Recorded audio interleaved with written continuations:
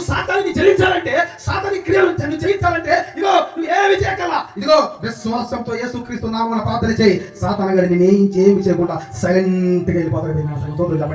ఈ రోజు సైలెంట్ గా వెళ్ళకుండా నీ ముందే కూర్చొని నేను హింసించి బాధ పెడుతున్నాడు అంటే అర్థం ఏంటో తెలుసా?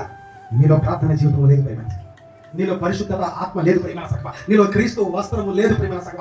ఇక్కడ యేసుక్రీస్తు వారు మనకి అధికారం ఇచ్చాడనే విషయాన్ని నువ్వు గమనించాలా.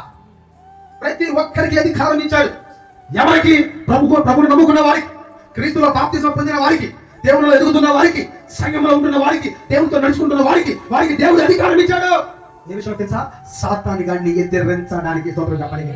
బహుశా ప్రియమైన సంఘమా, బహుశా ఈ రోజు ఈ క్షణమున నువ్వు ఇంకా బాధించబడుతున్నావు, ఇంకా శోధనలో నువ్వు ఎదుర్కోలేకపోతున్నావు, ఆ సాతాన్ని నువ్వు ఓడించలేకపోతున్నావు. ప్రభు అవకాశం ఇస్తున్నాడు. ఏంటో తెలుసా? నీకు మరలా గుర్తు చేస్తున్నాడమ్మా. నీకు ఏంటో తెలుసా మాట? నీకు అధికారం ఇచ్చాడు. ఆమె చెప్పండి. నీ నోటితో చెప్పండమ్మా, క్రీస్తు నాకు అధికారం ఇచ్చాడు చెప్పండమ్మా. క్రీస్తు నాకు అధికారం ఇచ్చాడు సాతాను గారిని జయించడానికి. స్తోత్రం చెప్పండి గట్టిగా, స్తోత్రం చెప్పండి గట్టిగా, స్తోత్రం చెప్పండి గట్టిగా. అందుకే చూడండి, లోక సువార్త 10వ అధ్యాయము 19వ వచనంలో అంటాడండి, అది మరలా చెప్తున్నారు, ఇదిగో పాములను తేలను త్రొక్కుటకు శత్రువు బలవంతుడి మీద మీకు అధికారం అనుగ్రహించి ఉన్నారు, ఏది ఎంత మాత్రం హాని చేయదు ప్రేమ. హాని చేస్తుందంటే ఆ అధికారాన్ని నువ్వు మర్చిపోతున్నావు, ఆ పరిశుద్ధతను మర్చిపోతున్నావు ప్రేమ.